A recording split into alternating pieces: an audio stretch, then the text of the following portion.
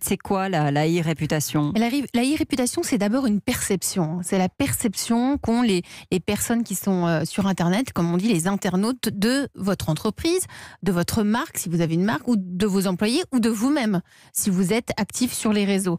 Elle est donc une représentation que les internautes vont se constituer en fonction de ce qu'ils vont voir, en fonction des flux d'informations qu'ils rencontrent en surfant comme ça en ligne.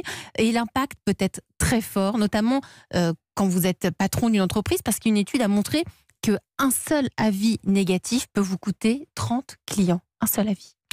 Riyad, notre coach. Ouais, moi, ça me laisse songeur tout ça, parce que les réseaux sociaux, c'est vraiment un monde parallèle. Ceux qui sont pas dessus comprennent même pas de quoi on parle. Où on dit ils se sont fait clasher sur les réseaux sociaux. D'ailleurs, on n'en nomme pas un. Twitter en est un, mais il y en a d'autres. Les Facebook, les Insta, les Snap, etc. C'est marrant cette ampleur que ça prend. Cette rapidité de la communication où pour la première fois la vitesse de communication a dépassé la vitesse de réflexion.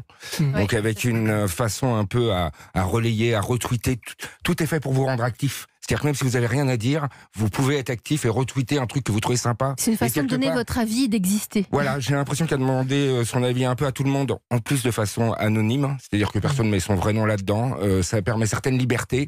Je sais pas, je pense qu'il y a du bien et du moins bien. Il y a les deux mondes qui se côtoient à travers ces réseaux sociaux, quoi. Vous êtes d'accord, hein, effectivement, ces deux mondes se côtoient et du coup, il y a aussi une influence qui change très vite. C'est aussi la raison pour laquelle vous avez choisi de faire VisiBrain. Parce que aujourd'hui, on peut finalement, en anticipant, faire changer les choses. Tout à fait. En fait, l'idée, c'est que c'est exactement ce que vous dites, c'est que ça va vite, tout le monde donne son avis et alors que ce soit bien ou mal, à la limite, c'est une réalité. C'est que, je veux dire, on l'a vu, il n'y a eu pas si longtemps que ça, l'affaire du slip français. Je pense que tout le monde l'a encore en tête. Ça allait très très vite. Et donc, quand donc nos clients, c'est les directions de la communication. Quand on est dans le département communication d'une marque, il y a un enjeu quand même à pas être pris au dépourvu, pas arriver rentrer chez soi et apprendre la même chose. Il faut savoir, il faut anticiper, exactement. Avant que ça n'éclate sur les réseaux sociaux. Et il y a quelque chose d'intéressant, c'est que justement notre logiciel, il va être là pour aider aussi à prendre du recul.